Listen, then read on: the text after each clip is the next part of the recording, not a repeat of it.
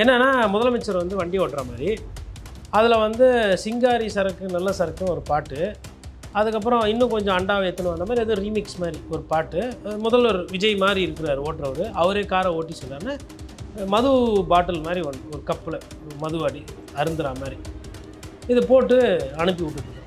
முதலமைச்சர் பயணம் பண்ணுற அந்த வாகனத்துக்குள்ளே இது மாதிரி ஒரு வீடியோ எடுத்து போடுற கில்லாடி தமிழ்நாட்டிலலாம் எங்கேயுமே இருக்க மாட்டேன். ஆனால் பாதி இடத்துல சோஷியல் மீடியா ஹேண்டில் கீழே போய்ட்டு தாவைக்கோனர் வந்து இல்லை இந்த வீடியோ தூக்குங்க வேணாம் அப்படின்னு சொல்லி தாவைக்கோனரே வந்து இந்த வீடியோ விடுங்கன்னு சொல்லிட்டு பாதி பேர் போட்டதை பார்க்க முடியல பின்னோட்டத்தில். இந்த ரீல்ஸ் மோகம் எங்கே போய் நிற்கும்? ராகவா லாரன்ஸ் கோச்சிக்கிறாரு, யாருன்னா விமர்சனம். கூடவே வந்து அங்கே இருக்க நாயங்கள்லாம் குலைச்சிக்கிட்டே இருக்கும், அது பிஸ்கெட் போட்டு செட் பண்ணுறது கொஞ்சம் டைம் ஆகும் அப்படின்ற மாதிரி விஷயம். யார் அவர் நாயன் மென்ஷன் பண்ண ஒரு கேள்வி இருக்குல்ல. சரி, அப்போ இப்போ உங்களுக்கு சப்போர்ட் பண்ணுறாங்க, உங்களுக்கு ஒரு சிலர் ஆதரவாக இருக்கிறாங்க, அவங்களாம் எப்படி பிஸ்கெட்டு நாய் பிஸ்கெட்டு போகிற சிக்கன் பிரியாணிலாம் சாப்பிட்டவங்களா இல்லை சாப்பிட்டுன்னுக்குறாங்களா? சார் அரசியல் தெரிலன்னு தப்பாக இந்த மாதிரி முரணான எடுத்துக்காட்டெலாம் கொடுத்து இப்படி மாட்டிக்கக்கூடாது. பாலியல் சீண்டல் 3 பேர் சொந்த கட்சிக்காரன் பண்ணியிருக்கிறான். அதில் ஒன்று வந்து பாதிக்கப்பட்டது அந்த கட்சி பெண்மணியே பாதிக்கப்பட்டுக்கிறாங்க. எம்எல்ஏ மேலே கம்ப்ளைண்ட் கொடுத்துருக்காங்க. நடவடிக்கை எடுக்க துப்பு இல்லை, திராணி இல்லை. கரண்ட் போயிடுச்சு, கரண்ட் இல்லை, கரண்ட் இல்லை, சூப்பர் ஜாலி, தாவே காட்சியில் கரண்ட் இல்லை அப்படின்னு நான் ஐஸ்கிரீம் வாங்கி சாப்பிட்டுட்டு சந்தோஷமாக இருக்கவா? எந்த கட்சி ஜெயிக்குதோ தோத்த கட்சியிலேருந்து எல்லாரும் தப்பி அந்த கட்சியை விட்டுட்டு ஜெயிக்கிற கட்சிக்கு போயிடுவாங்க. எல்லாருமே கிராமங்கள்லேருந்து என்ன பண்ணுவாங்க, வேலை வாய்ப்பு தேடி நகரத்துக்கு வருவாங்க இல்லையா? அதேமாதிரி அரசியல் கட்சிகள் என்ன பண்ணுவாங்கன்னா வேலை வாய்ப்பு, லாபகரம், வசதி வாய்ப்பெல்லாம் தேடி ஆளுகின்ற கட்சி எதுவும் அப்படி போயிடும். எம்எல்ஏ பதவியை ராஜினாமா பண்ணிவிட்டு போய் கட்சியிலே சேர்றாங்க. சரி, ஓகே, மக்கள் இன்னொரு கட்சிக்கு சார்பாக நின்னீங்க, உங்களுக்கு எம்எல்ஏ பதவி கிடைக்குது, அதை ராஜினாமா பண்ணிட்டு போகிறீங்க. திருப்பி அந்த தொகுதியில் இடைத்தேர்தல் வருது, அவங்களே தான் எம்எல்ஏ வேட்பாளர்னு சொல்லிட்டு ஆதவர்ஜன் அறிவிக்கிறார். அப்போ அந்த மக்களை பார்த்தா எப்படி இருக்குது உங்களுக்கு ஒரு கேள்வி இருக்குல்ல? ஆமாம், 4 பேர் அந்த கட்சியிலேருந்து எடுப்போம், அப்புறம் ஒரு 25 பேர் மாற்றி ஓட்டு போடுவாங்க. அது அவங்க பிரச்சனை பார்த்து. எங்களுக்கு தேவை, நாங்கள் இன்னும் ஒரு 10 எம்எல்ஏ வேணும், நாங்கள் ஆட்சி தொடர்றதுக்கு, எங்களுக்கு பிரச்சனை இல்லாமல் இருக்கிறதுக்கு நாங்கள் அப்படி தான் பண்ணுவோம். எங்களை யார் கேட்குறது? அவங்க பிரச்சாரம் பண்ண அந்த டோன் கூட மாறவே இல்லை. மாண்புமிகு தமிழ்நாடு முதல்வர் எடப்பாடின்னு ஆரம்பிச்சுட்டு அதுக்கப்புறமா தளபதி விஜய் அப்படின்னு சொல்லிட்டு பழக்க தோஷம். என்ன பண்ணுறது? மக்களும் பழைய தோஷத்தில் திருப்பி ரெட்டைலிக்கு போடாமல் பார்த்துக்கணும். ஒரு 3 மாதம் 2.5 மாதம் முன்னாடி ரெட்டைலியில் போகணும், திருப்பி டொயின்னு ரெட்டைலியில் நம்பிக்கிட்டாங்கன்னா சிக்கலாக போயிடும்.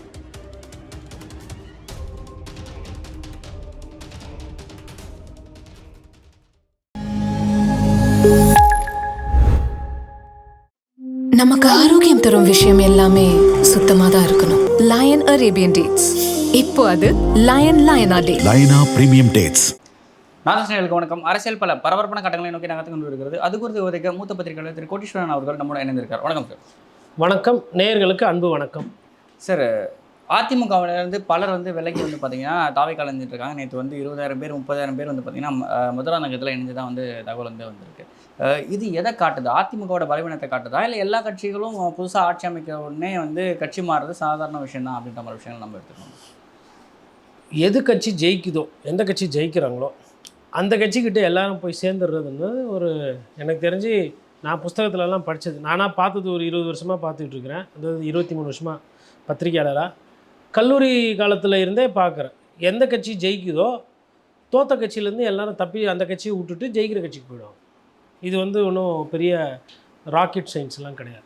என்னன்னா, யார் கூட நம்ம சேர்ந்து பயணம் பண்ணால் நமக்கு ஒரு 10 ரூபா கிடைக்கும், நம்ம யார் கூட இருந்தால் நமக்கு ஆதாயம் கிடைக்கும், யார் கூட இருந்தால் நமக்கு டெண்டர் கிடைக்கும், நமக்கு ஒரு வேலை வாய்ப்பு. அப்படி அப்போ எல்லாருமே கிராமங்கள்லேருந்து என்ன பண்ணுவாங்க, வேலை வாய்ப்பு தேடி நகரத்துக்கு வருவாங்க இல்லையா?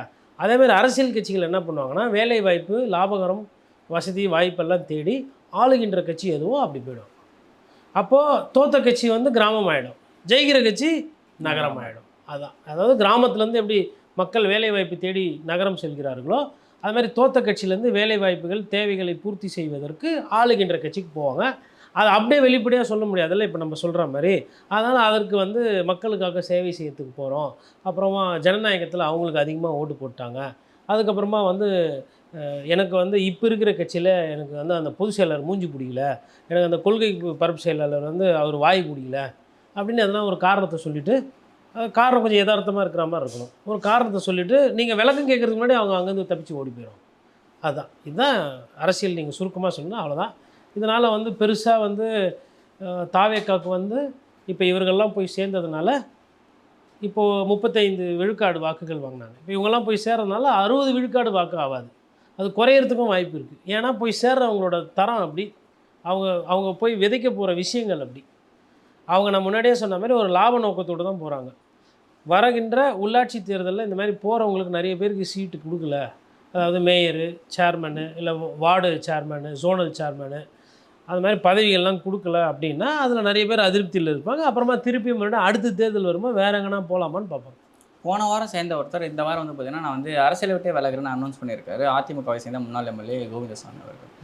அந்த ஒரு வாரத்துக்குள்ளே டிசிஷன் வர்றதுக்கான காரணம் என்ன? இல்லை வந்து நீங்கள் போகிறதான் போகிறீங்க, வந்து ஒரு வாட்டி கட்சியில் சேர்ந்துட்டு போங்கன்ற மாதிரி ஏதாவது சொல்லி கூப்பிட்டு போகிறாங்களா, இந்த பல்காக அதை காட்டுறாங்களான்னு ஒரு கேள்வி இருக்குது. தொடர்ச்சியாக வந்து அந்த ஒரு விமர்சனங்கள் அந்த செய்திகள் பார்த்துக்கிட்டே இருக்கும். இவ்வளோ பேர் கட்சியில் சேர்ந்தாங்க, இவ்வளோ பேர் கட்சியில் சேர்ந்தாங்க அப்படின்னு சொல்லிட்டு சேர அளவுக்கு அந்த கட்சி என்ன பண்ணியிருக்குன்னு ஒரு கேள்வி இருக்குது. பெண்டிங்காகவே வச்சுருக்காங்க. அப்படி பெண்டிங்காகவே வைக்கிறது தாவேக்காவுக்கு வந்து சேர்ந்தவங்களுக்கும் நல்லது கிடையாது. நீங்கள் ரொம்ப நாள் பெண்டிங் வச்சிங்கன்னா அவங்க திருப்பி மறுபடியும் வேற எங்கன்னா போக ஆரம்பிச்சிடும். விஜயதரணி அப்படி ஒரு கம்ப்ளைண்ட்டாக தான் வச்சுருக்காங்க.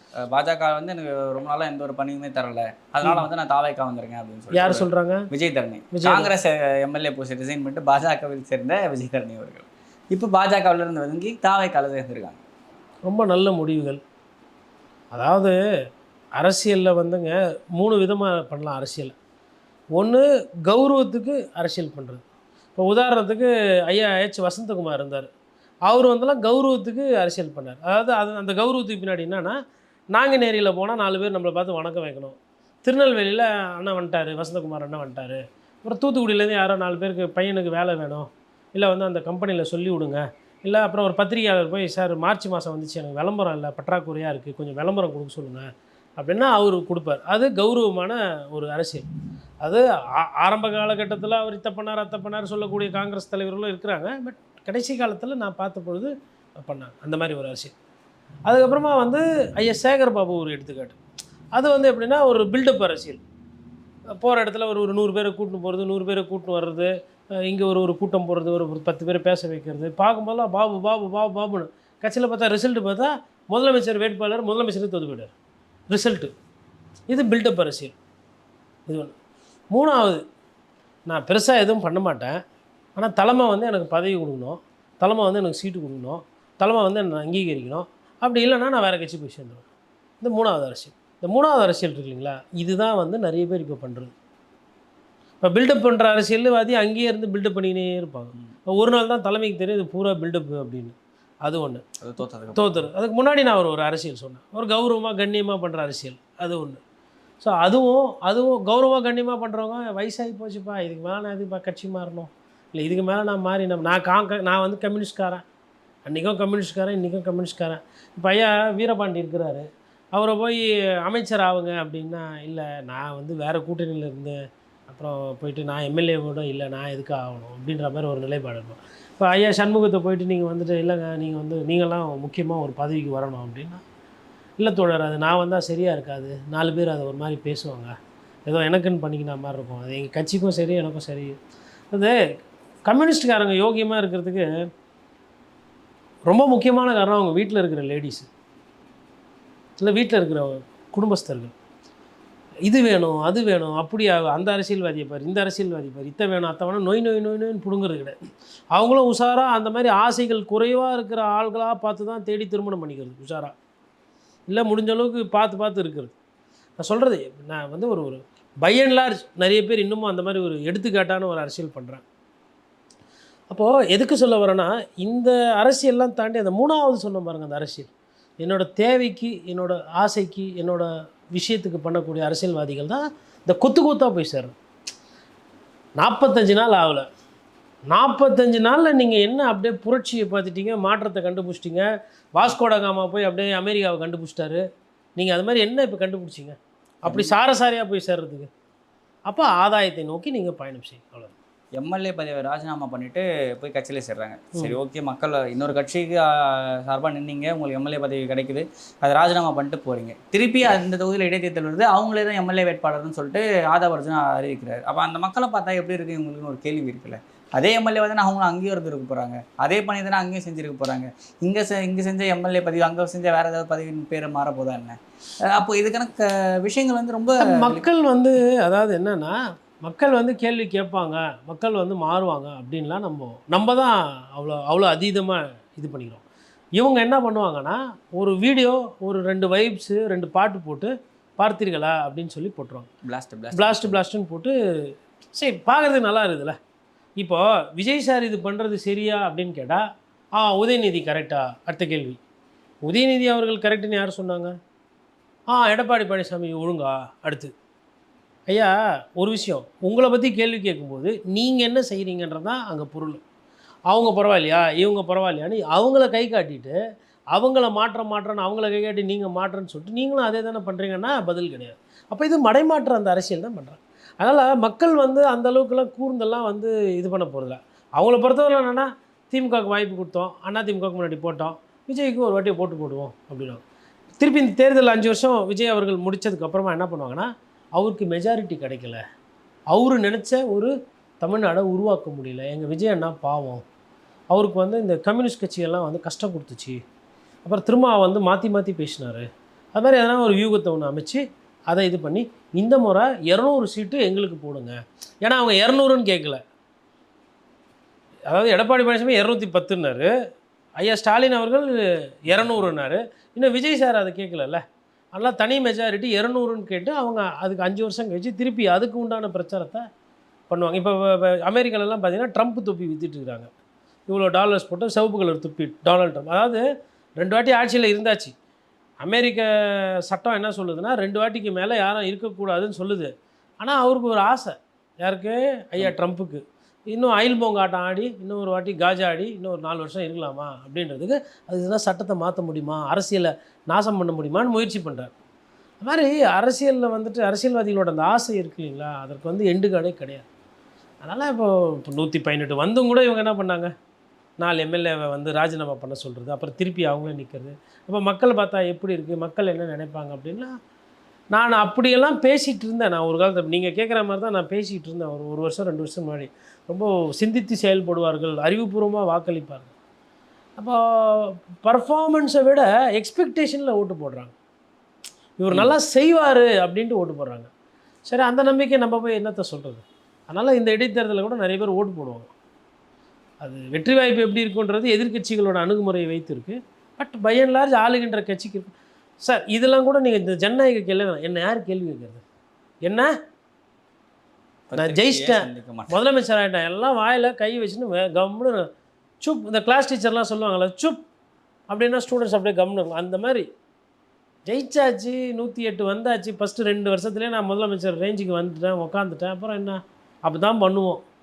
ஆமாம், 4 பேர் அந்த கட்சியிலேருந்து எடுப்போம், அப்புறம் ஒரு 25 பேர் மாற்றி ஓட்டு போடுவாங்க, அது அவங்க பிரச்சனை பார்த்து. எங்களுக்கு தேவை நாங்கள் இன்னும் ஒரு 10 எம்எல்ஏ வேணும், நாங்கள் ஆட்சி தொடர்றதுக்கு, எங்களுக்கு பிரச்சனை இல்லாமல் இருக்கிறதுக்கு நாங்கள் அப்படி தான் பண்ணுவோம். எங்களை யார் கேட்குறது? நாங்கள் திருப்பி மதுராந்தகத்தில் அவங்க மரகதம் குமரவேல் தான் நிறுத்துவோம். போன வாட்டி ரெட்டலை, இந்த வாட்டி விசிலு, பார்த்துக்கலாம். அவங்களுக்கு பிரச்சாரம் பண்ண அந்த டோன் கூட மாறவே இல்லை. மாண்புமிகு தமிழ்நாடு முதல்வர் எடப்பாடின்னு ஆரம்பிச்சுட்டு அதுக்கப்புறமா தளபதி விஜய் அப்படின்னு சொல்லிட்டு பழக்க தோஷம் என்ன பண்ணுறது, பழகிச்சு, திடீர்னு மாற்ற முடியாது இல்லையா. பழைய ஓனர் இப்போவே ஓனர் தானே, புதுசாக மாறினாலும் கொஞ்ச நாள் ஆகும் இல்லைங்களா. அதனால் அந்த மாதிரி அவங்களுக்கு இப்போ ஒரு பழைய ஓனர் மேலே ஒரு விசுவாசம் இருக்கும், பழைய கட்சி தலைமை மீது ஒரு விசுவாசம் இருக்கும். அந்த மாதிரி அடிப்படையில் அவங்க பேசியிருக்கிறாங்க. டங் ஸ்லிப்பாக இருக்குது. மக்களும் பழைய தோஷத்தில் திருப்பி ரெட்டைலிக்கு போடாமல் பார்த்துக்கணும். உங்களுக்கெல்லாம் பழசு அப்படியே வருது, மக்களுக்கு ஒரு வேலை இல்லை. நம்ம போன வாட்டி என்ன பண்ணோம், ஒரு 3 மாதம் 2.5 மாதம் முன்னாடி ரெட்டலியில் போனோம், திருப்பி டொயின்னு ரெட்டலியில் அமைக்கிட்டாங்கன்னா சிக்கலாக போய்டும். அது ஒன்று நடக்காமல் கொஞ்சம் பார்த்து. ஆனால் திரும்பி பை எலெக்ஷன் வந்தால் நாங்கள் 200 சீட்டு ஜெயிப்போம் அப்படின்னு சொல்லிட்டு தாவேக அமைச்சருக்கெல்லாம் பேசுகிறாங்க. அதெல்லாம் நம்ம எப்படி எடுத்துக்கிறது?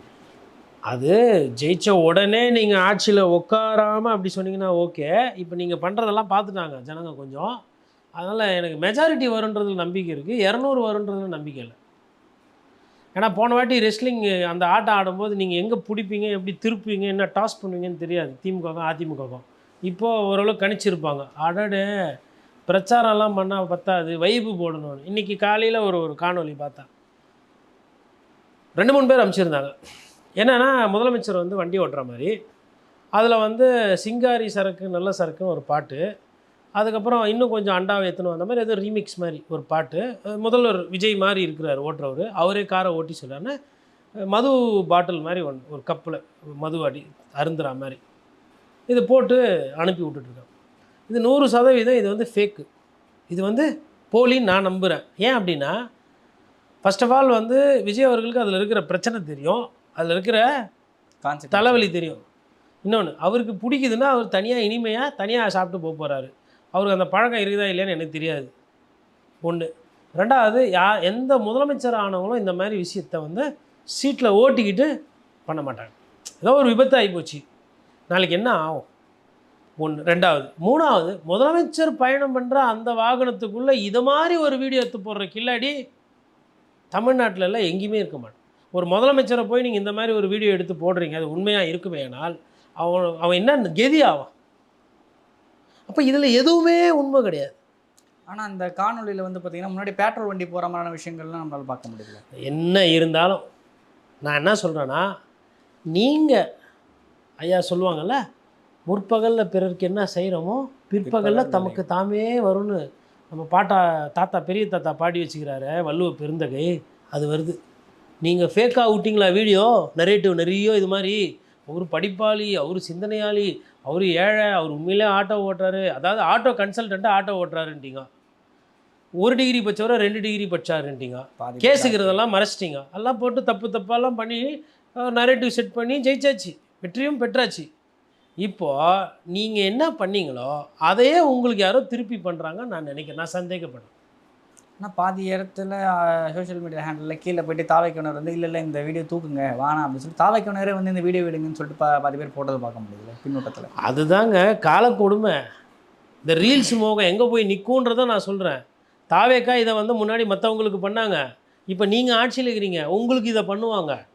இன்னொன்று, தாவேக்காவே ரீல்ஸை தான் பெரிய பலமாக நினைக்குது. நேற்று ஒரு மருத்துவர் ரொம்ப நாளாக இருக்கிறாரு, ரொம்ப ஃபேமஸானவர் கூட.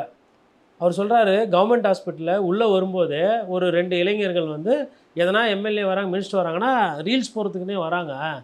அவங்களுக்கு எது ரீல்ஸ் இல்லைன்னு தெரியாமல் பண்ணுறாங்க. அந்த பழக்கத்துக்கு அடிக்கடி வராங்க. கவர்மெண்ட் ஆஸ்பத்திரியில் நிறைய பிரச்சனை இருக்குது கோட்டி, நீங்கள்லாம் நினைக்கிற மாதிரி கிடையாது. நிறைய நேரத்தில் வந்து மருந்து இருக்காது, எக்ஸ்ரே ஷார்ட்டேஜ் ஆகும், பெட்டு இருக்காது. இவங்க வந்து அரசு வேறு, அரசு ஊழியர் வேறுன்னு நினச்சின்னுக்கிறாங்க. இவங்க இன்னமும் வந்து அந்த ரீல்ஸ் மோகத்திலே இருக்கிறாங்க. எப்போ உங்கள் ஆட்சி வந்துச்சு, இப்போ எதனா ஏடா கூடமாக எடுத்து இப்போ வீடியோ எடுக்கும்போது சம்டைம்ஸ் எதனா தேவையில்லாததெல்லாம் கூட ரெக்கார்ட் ஆகும். அரசுக்கு ஆபத்தாக வர்றது, இல்லை அரசுக்கு அவப்பேர் வர மாதிரிலாம் கூட ரெக்கார்ட் ஆகி வரும். இவங்க பாட்டுன்னு கண்டமேனிக்கு ரீல்ஸை போட்டுனா இது ஆட்சிக்கு தான் கெட்ட பேர். இது கூட புரியாமல் ரீல்ஸ் மோகத்தில் சுற்றுறாங்க. இன்ஃபர்மேஷன் டிபார்ட்மெண்ட்லேருந்து வந்து ஃபோட்டோ எடுக்கிறாங்கன்னா அவங்களுக்கு கரெக்டாக தெரியும் எந்த ஃப்ரேம் வைக்கணும், எது வைக்கக்கூடாது. வெறும் சப்ஜெக்டை வந்து கவர் பண்ணிட்டு போயிடுவாங்க. இப்போ இந்த மாதிரி ரீல்ஸ் போகிறதுனால இதை பார்த்து இன்னும் 2 பேர் வந்து எல்லாத்துலேயும் வந்து ரீல்ஸ் எடு, இதை பண்ணு, டாக்டர் இப்படி நில்லுங்க, நர்ஸ் இப்படி நில்லுங்கன்னா நான் வைத்தியம் பார்க்குறதா இல்லை உட்காந்து ரீல்ஸுக்கு வந்து ஆக்டிங் பண்ணுங்கிறதான்னு கேட்குறாரு. அப்போது இந்த ரீல்ஸ் மோகம் எங்கெங்கே என்னென்ன பாதிப்பெல்லாம் ஏற்படுத்துது பாருங்கள். இல்லை அவங்க கட்சிக்கார ஒருத்தரே வந்து பார்த்தீங்கன்னா பக்கத்து தொகுதிக்காரர் வந்து 2000 ரூபாய் கொடுத்தாரு, அதனால தான் ஜெயித்தோம் அப்படின்னு, அதனால அவர் ஜெயிச்சாருன்னு சொல்லிட்டு பேசின வீடியோ வந்து பார்த்தீங்கன்னா வந்திருக்கு. அவங்க கட்சிக்காரங்கள தான் எடுத்து போட்டிருக்காங்க. அதாங்க, அதாவது புனித கட்சின்னு சொன்னாங்க. அது எந்த அளவுக்கு புனிதமாக இருக்குன்றது மக்கள் தான் பார்க்கணும். இன்னொன்று, நிறைய பேருக்கு என்னென்னா ஓட்டு போட்டுட்டாங்க. ஓட்டு போட்டதுனால நம்ம இந்த மாதிரி ஓட்டு போட்டுட்டோமே, நம்ம எப்படி இதை வந்து விமர்சனம் பண்ணுறதுன்றதுனால அமைதியாக கரண்ட்டாக அது எல்லா ஆட்சிலையும் போகுது தானே. எப்படி ஒருத்தரை கேட்குறேன், எவ்வளோ நேரம் போதும், இல்லை அடிக்கடி போகுது, தூக்கம்லாம். மூதாட்டி இறந்து போயிட்டாங்கன்னா 6 மணி நேரம் தொடர் மின் வெட்டு இருந்ததுனால ஆக்சிஜன் சப்ளையோடு இருந்திருக்காங்க அவங்க வீட்டில். 6 மணி நேரம் பவர் போனதில் அந்த ஆக்சிஜன் இதில் இருந்த அந்த பேட்டரி பேக்கப்பும் போய் அவங்க உயிரிழந்துட்டாங்க. ஒன்றும் சொல்கிறதுக்கு இல்லைங்க. நம்ம இதை நம்ம பேசுகிறோன்னா இவர் மிகைப்படுத்தி பேசுகிறாரு, அது இதுன்னு. இல்லை பேசவே கூடாதா அப்படின்னு ஒரு கேள்வி. இல்லை ஐயா ராகவா லாரன்ஸ் கோச்சிக்கிறாரு யாருன்னா விமர்சனம். இல்லை ஆக்சுவலி அவர் பேசுனது எனக்கு ஒரு மிகப்பெரிய முரண்பாடு இருக்குது. இப்போ ஒரு புது வீட்டுக்கு போகிறோம் அப்படின்னா அந்த வீடு செட் ஆகிறதுக்கு லேட் ஆகும், ஒரு சில மாற்றத்துக்கு லேட் ஆகும்னு சொன்னவர். கூடவே வந்து அங்கே இருக்க நாயங்கள்லாம் குலைச்சிக்கிட்டே இருக்கும், அதுக்கு பிஸ்கெட் போட்டு செட் பண்ணுறது கொஞ்சம் டைம் ஆகும் அப்படின்ற மாதிரி விஷயம் சார். யார் அவர் நாயன் மென்ஷன் பண்ணுற ஒரு கேள்வி இருக்குல்ல. அவர் செல்லப்பிராணிகளோட அதிகமாக பழக்கம் பண்ணுவார் பொழுது அவர் நிறைய பிஸ்கெட் போட்டு இந்த மாதிரி சரி பண்ணியிருப்பார் போல். அவர் மேலேயும் அவர் தம்பி மேலேயும் செக்ஷுவல் ஹராஸ்மெண்ட் கேஸ்லாம் கூட வந்திருக்கு. எனக்கு நான் அவ்வளோ விஷயத்துக்கு போகல, எனக்கு தரவுகள் தெரியல, அதுக்குள்ளே என்னன்றது தெரியல. இப்போ நாய் திருட வந்தால் கூட தான் கத்தும், வீட்டுக்கு திருடனை பார்த்து தான் கத்தும். வீட்டுக்கு வெளியில் யாரும் சம்மந்தம் இல்லாத ஆள் வந்தால் கூட தெருநாய் கத்தும். அப்போ அது கூட பிஸ்கெட் போட்டு தான் கரெக்ட் பண்ணுவீங்களா எப்படி? அப்போ ஒரு விஷயம் எதுக்கு என்ன போடணும்னு தெரிஞ்சுக்குது. சரி, அப்போ இப்போ உங்களுக்கு சப்போர்ட் பண்ணுறாங்க, உங்களுக்கு ஒரு சிலர் ஆதரவாக இருக்கிறாங்க, அவங்களாம் எப்படி பிஸ்கெட்டு, நாய் பிஸ்கெட்டு, சிக்கன் பிரியாணிலாம் சாப்பிட்டவங்களா இல்லை சாப்பிட்டுன்னுக்குறாங்களா? சிபிஐயில் ஐயா வந்து வீரபாண்டி வந்து நேற்று போராட்டம், சிபிஎம்மும் போராட்டம், விவசாயிகளுக்கு உண்டான அந்த குறுவை சாகுபடிக்கு உண்டான அந்த ஊதியத்தை வந்து இன்னும் ஏற்றி கொடுக்கணும் காம்பன்சேஷனை. அதே மாதிரி அதுக்கு முன்னாடி விவசாயிகள்லாம் வந்து போராட்டம். எதுக்கு போராட்டம்னா விடாமல் இருக்காங்க, இன்னும் தண்ணி திறந்து விடாமல் இருக்கிறாங்க. அதுக்கெல்லாம் வந்து பத்திரிகையாளர்களோ விவசாயிகளோ விவசாய சங்கங்கள் இருக்கிறவங்க அரசியல்வாதிகள்லாம் விமர்சனம் பண்ணுறாங்க. அதெல்லாம் எப்படி பிஸ்கெட் போட்டு சரி பண்ணுவீங்களா சார்? அரசியல் தெரிலன்னும் தப்பாக இந்த மாதிரி முரணான எடுத்துக்காட்டெலாம் கொடுத்து இப்படி மாட்டிக்கக்கூடாது. இதுக்கு கண்டிப்பாக ஓடும் அவருக்கு. அவரை மீம்ஸு வைரல் எல்லாம் பண்ண. ஐயா தாமரை கண்ணி எதுவுமே பண்ணல. கடலில் கண்ணி, ஆற்றுக்குள்ளே ஆணி, மரத்தில் கேணி இப்படின்லாம் போட்டு டிஃப்ரெண்ட்டாக வெர்ஷன் போட்டு அவரை 9 ஃபோட்டோ மாதிரி போட்டு ஒரு வாரம் வைரல் ஆகினாங்க. இப்போ தான் சார் பேசியிருக்கிறாரு லாரன்ஸ் அண்ணன். இன்னும் அது ஜனங்க பார்த்துக்குவாங்க அவங்க யார். ஏன்னா இது வந்து ரீல்ஸ் காலம், டிக்டாக் காலம். நியாயமான கருத்து சொன்னாலுமே பயங்கரமாக கீழே போய் கமெண்ட் போடுறாங்க ஏடா கூடமா. இப்போ அதெல்லாம் வந்து என்ன விதமான கருத்து, என்ன விதமான அரசியல் புரியுது. இப்போ சரி வீடு வாங்கிட்டீங்க புதுசாக, காவா நாத்தம் ஃபுல்லாக அடிச்சுக்கிட்டே இருக்குது, தூங்க முடியுமா, சாப்பிட முடியுமா? அது எப்படி சரி செய்வீங்க? நாய்க்கு தீனி போட்டால் இது சரியாயிடுமா? பாலியல் சீண்டல் 3 பேர் சொந்த கட்சிக்காரன் பண்ணியிருக்கிறான். அதில் ஒன்று வந்து பாதிக்கப்பட்டது அந்த கட்சி பெண்மணியே பாதிக்கப்பட்டுக்கிறாங்க. எம்எல்ஏ மேலே கம்ப்ளைண்ட் கொடுத்துருக்காங்க. நடவடிக்கை எடுக்க துப்பு இல்லை, திராணி இல்லை, புது நம்ம ஒரு நீக்கமும் கூட கிடையாது. ஒரு துறை ரீதியான நடவடிக்கை. இப்படி ஒரு விஷயம் நடந்திருக்கானே தெரியாது. கம்யூனிஸ்ட் கட்சியில் இன்றைக்கி காலைல செய்தி, சேலத்தில் ஒருத்தர் இது மாதிரி பண்ணியிருக்கிறாரு. ஒரே ஒரு கைதோடு நிற்கிது, ஒரு கைது கிடையாது. கிட்டத்தட்ட 50க்கும் மேற்பட்ட பெண்களை வந்து ஆபாசமாக வீடியோ எடுத்த மாதிரி தரவுகள் வருது. இதை அந்த உள்ளூர் போலீஸ் விசாரிக்காமல் சிபிசிஐடிக்கு கொடுத்து நியாயம் வெளியில் வரணும்னு கேட்குறாங்க. யாரும் தாவேக்கா நடவடிக்கை எடுக்க, தாவேக்கா அப்படி பேசலை, நியாயம் வெளில வரணும் தான் கேட்குறாங்க. யாரும் இதுக்கு யாருன்னா பொதுமக்கள் காரணமா, இல்லை இதுக்கு எதனா வேறு கட்சி காரணமா? நீங்கள் பொழுதுக்கும் யாரை சேர்க்கலாம் கட்சிக்குள்ளே, யார் வருவாங்க, யாரை வந்து கூட்டின்னு வந்து உள்ளே விடலாம், இதை தான் பார்த்துன்னு இருக்கிறீங்க. இங்கே நாட்டில் நடக்கிறது என்னத்தை பற்றி பேசுகிறீங்க?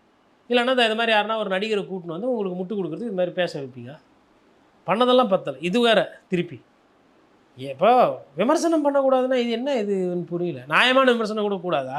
கரண்ட்டு போயிடுச்சு, கரண்ட் இல்லை, ஹஹா கரண்ட் இல்லை, சூப்பர் ஜாலி, தாவே காட்சியில் கரண்ட் இல்லை அப்படின்னு நான் ஐஸ்கிரீம் வாங்கி சாப்பிட்டுட்டு சந்தோஷமாக இருக்கவா? இப்போ மூதாட்டி நான் அந்த செய்தி நான் பார்க்குறேன். இப்போ நீங்கள் சொல்லி தான் நான் கேள்விப்படுறேன். அதெல்லாம் வந்து அந்த குடும்பத்தில் இருக்கிறவங்க வயிறு எரிஞ்சு போவாங்கல்ல. அவங்க நல்லா வாங்கணுன்றது தான் ஆக்சிஜன் சப்ளிமெண்ட் இருக்கு, வாங்கிட்டு வந்து வீட்டில் வச்சு எல்லாத்தையும் பண்ணி வீட்லேயே ஆஸ்பத்திரி மாதிரி பார்த்து காலைல எழுந்து இருக்கிறாங்களா இல்லையா, மருந்து கொடு, மாத்திரை கொடுத்து எவ்வளோ வலி வேதனை இருக்கும். கரண்ட்டு கட்டாகி இது மாதிரி இது எந்தளவுக்கு உண்மை செய்தி எனக்கு தெரியலை. ஒருவேளை அது உண்மையாக இருக்குமே. ஆனால் கரண்ட்டு போச்சுன்னா இது நாளைக்கு ஆஸ்பத்திரியில் கரண்ட்டு போனாலும் இந்த சிக்கல் இருக்குது. இப்போ கரண்ட்டுன்றது இன்றைக்கி முக்கியமானதாகிடுச்சு. நிறைய பேர் வந்து ஜூம் கால் மீட்டிங்கு அது இதுன்னு போட்டுக்கிட்டு உட்காந்துருப்பான், வைஃபைலாம் ஆன் பண்ணிட்டு. திடீர்னு கரண்ட்டு போயிடுச்சு. அனுபவம் வேணுங்க. ஒரு கட்சி நடத்துறதுக்கோ இல்லை ஒரு அதுவும் கட்சி நடத்திடலாம், அனுபவம் இல்லை வேணா. கட்சி நீங்கள் ஏடா கூடமாக போச்சுன்னா கட்சி தான் பாதிக்கப்படும். பட் ஆட்சி பாதிக்கப்பட்டது இல்லை, ஆட்சி சரியாக நடத்தலைன்னா மக்கள் பாதிக்கப்படும். பட் ஆனால் இங்கே என்னென்னா நிறைய இளைஞர்கள் வாக்கு போட்ட காரணத்தினாலும் அவங்க வந்து அதை உடனே இமீடியட்டாக ஏற்றுக்க தயாராகல. இன்னமும் விஜய் சார் வந்து பாப்புலராக தான் இருக்கார். நாளைக்கு இடைத்தேர்தல் பொது தேர்தல் எது வந்தாலும் அவர் தான் ஜெயிக்க போகிறார். ஏன்னா எல்லா காலத்துலையும் அதாவது பார்ப்போம்.